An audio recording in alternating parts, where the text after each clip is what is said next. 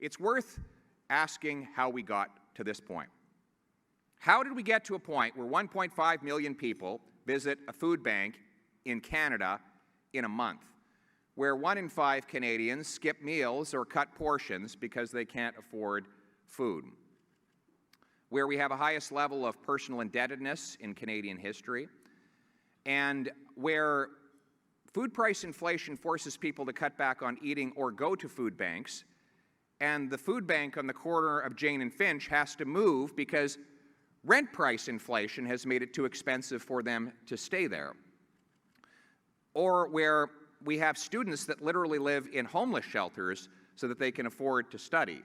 This is in Canada. How did we get here? Well, the answer, of course, is that the cost of government is driving up the cost of living. $500 billion of inflationary deficits mean more money chasing fewer goods, which always equals higher prices. Inflationary taxes increase the cost for businesses, farmers, and workers to make those goods. The more they spend, the more things cost. And to pay for it all, they not only ran deficits, but they printed money. Now, whenever I say that, I get a group of pointy-headed experts who say it's not so simple.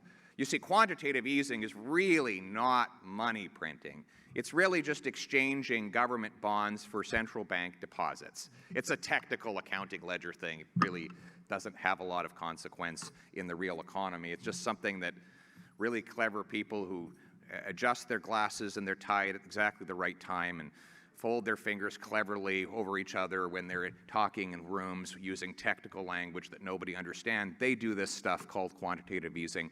And because it is two clunky words, one right after the other, that no one should really be concerned about it. Well, actually, quantitative easing is figuratively money printing, and it is literally money printing.